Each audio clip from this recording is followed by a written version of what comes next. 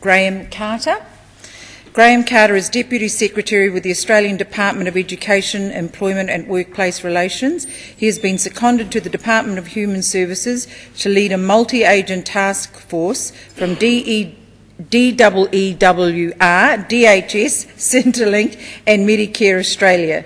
The task force is looking at ways to enable Centrelink to assist job-ready job seekers into employment as quickly as possible, to consider wraparound services coordinated by Centrelink for disadvantaged people in depressed locations, and to better assist employers to recruit nationally or to recruit for major employer projects. So without further ado,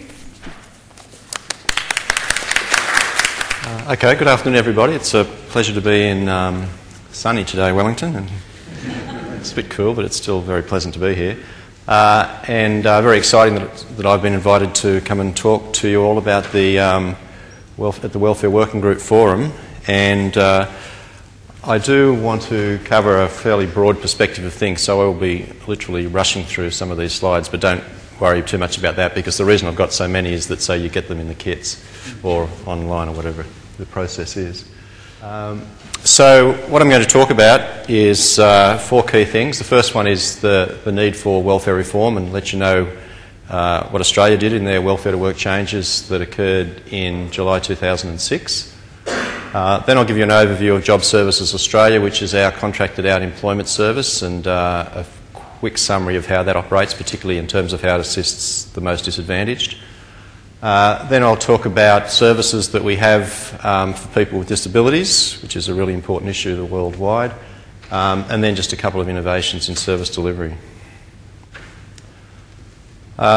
Just an intro. I'll only spend 10 seconds on this. It basically shows the Australian economy has performed very, very well through the global recession, to the extent that our unemployment peaked at 5.8%, and we're at about 5.4% now, so we've been incredibly lucky in that context, and well managed as well.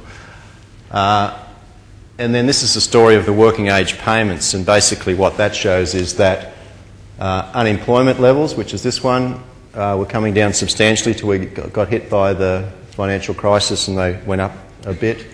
Parenting payment single, which is our pension payment for sole parents, had been going up for a long period of time, and we've finally got that to start to drop down, and I'll talk about that.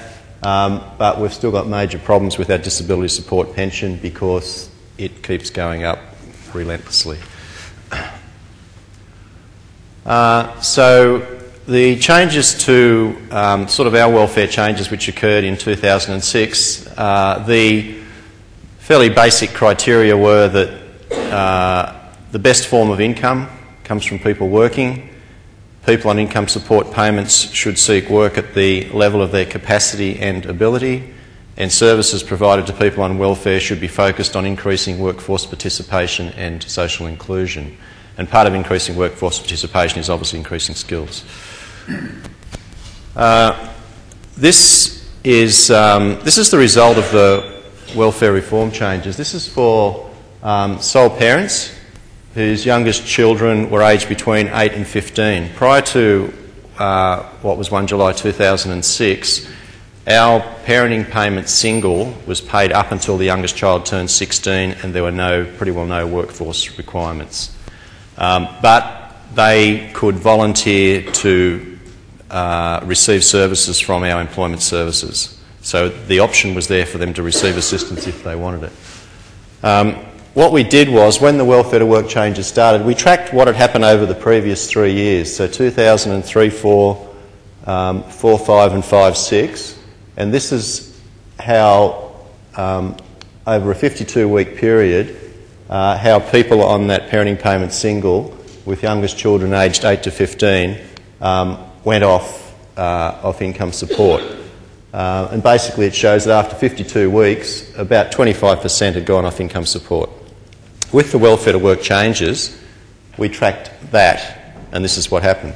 We had a very quick increase, and essentially about twice as many went off income support in the same period. The changes that were made to achieve that were, firstly, there was a slight change in the level of income support that was reduced a little bit. But the real key was that there were job search requirements placed on sole parents, and there was a compliance regime that enforced that. Just by placing job search requirements on the sole parents and providing very good employment services to enable them and to assist them into employment, a substantial increase in outcomes. Just to again show on this right-hand side, there were some people which were grandfathered. In other words, they were not required to do anything in that first year because they'd already been on the payment.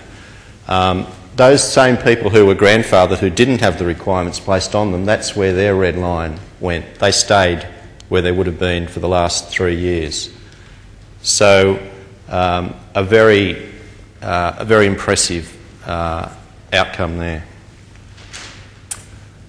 We did the same with the disability support pension recipients, and the graphs reflect the same as what I've just talked about. It wasn't as impressive for disability support pension recipients. What happened was new entrants to disability support pension, if they could work between 15 and 29 hours a week, they didn't get onto disability support pension. Prior to 1 July 2006, they did get onto disability support pension. So by not putting them onto disability support pension, they were instead put onto New Start Allowance, which is our unemployment benefit, and they had work requirements up to their capacity. So again, they only had to find work of up to 15 hours a week. And again, this is the result. This is what it was like for the 3 years before. Very low take-up of work by disability support pensioners, up to about 7% there. With the welfare to work changes, it essentially doubled. And this over here is a graph that again shows that line, the red line, for the grandfathered people. These were the people who just stayed on disability support pension. There were no change in requirements for them, no requirement to look for work. They could always volunteer again, but they didn't, and the results were the same as the previous 3 years.